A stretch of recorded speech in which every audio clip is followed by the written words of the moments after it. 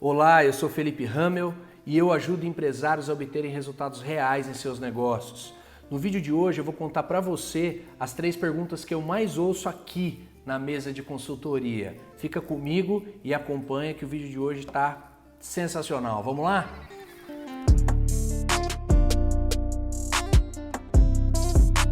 Eu quero começar com a pergunta que eu mais ouço aqui na mesa de consultoria, ou nos meus atendimentos, ou até mesmo em café com os amigos. A pergunta é a seguinte: minha empresa está com problemas financeiros. O que eu devo fazer? Para responder essa pergunta, é importante lembrar os 3 pilares da gestão empresarial que eu citei no vídeo anterior: pessoas, processos e finanças. Quando eu tenho problemas em qualquer um desses processos, em qualquer um desses pilares, acarreta sim, pode acarretar na maioria das vezes, problemas financeiros para a empresa. Um exemplo: problemas com pessoas, conflitos entre equipe, dificuldade de gestão, dificuldade na comunicação falha, falta de motivação. Qualquer problema relacionado a pessoas pode sim acarretar problemas financeiros na sua empresa. Então é muito importante, através de um diagnóstico, entender se esse problema tem como causa raiz a questão de pessoas, mesmo porque pessoas com baixa produtividade reflete sim no seu financeiro. É importante pensar também no segundo pilar, que seria o pilar de processos. Quando eu tenho rotinas mal definidas, processos mal definidos na minha estrutura, muita gente fazendo a mesma coisa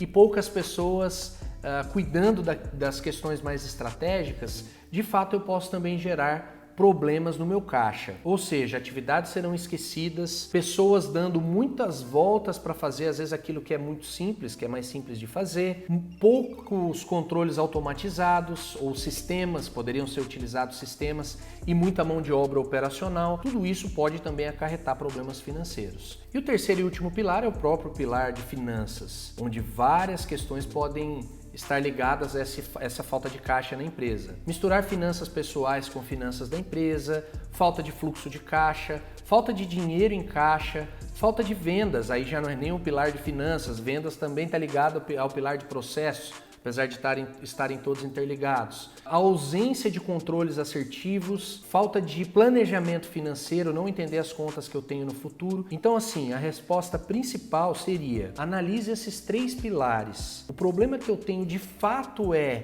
que eu não tenho dinheiro? Será que o problema de fato é um problema de vendas? Ou ele é apenas um problema de pessoas que, se eu resolver pontualmente, eu consigo ter melhores resultados? Fica a dica, a gente vai abordar um pouco mais em detalhes em uma nova trilha de vídeos aí. Mas problemas financeiros eles podem vir de vários caminhos.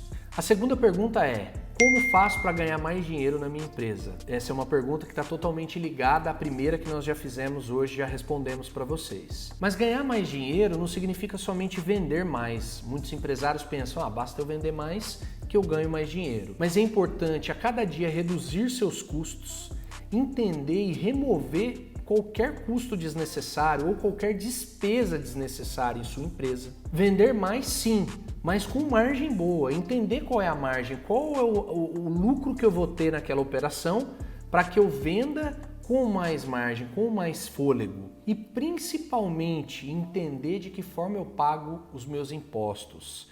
Porque muitas vezes vendendo mais, você pode pagar mais impostos. Mas entender com o seu contador qual a melhor estratégia para pagar o imposto justo e vender de forma estratégica é fundamental. Por isso também aí eu deixo a dica para pedir ajuda para o contador, além do consultor. Ainda sobre a questão de como ganhar mais dinheiro, observe se os seus processos e as suas rotinas estão drenando o seu caixa. Muitas vezes investir em um sistema pode te ajudar bastante a ganhar mais dinheiro. De que forma? Uma vez que você não precisa gastar tempo, gastar horas fazendo planilhas, fazendo controles, e o sistema te entrega muita informação já consolidada, já ele mesmo desenvolve para você parte da sua rotina, você consegue também reduzir bastante seus custos. Então lembre-se, ganhar mais dinheiro significa vender mais, significa gastar menos e significa ter uma margem boa. A terceira e última pergunta é a seguinte: como ser um líder melhor na minha empresa? Como ser um líder melhor para minha equipe? Essa é uma dificuldade que até mesmo grandes players do mercado, pessoas que já têm uma experiência, uma carreira, muitas vezes se fazem e têm essa dificuldade. Porque de fato gestão de pessoas é uma arte. Mas para se tornar um bom líder, o fundamental na minha visão é se colocar no lugar do outro. Além de estudar, além de entender um pouquinho mais sobre o comportamento humano e que é necessário para todas as pessoas, é fundamental que você saiba se colocar no lugar do outro.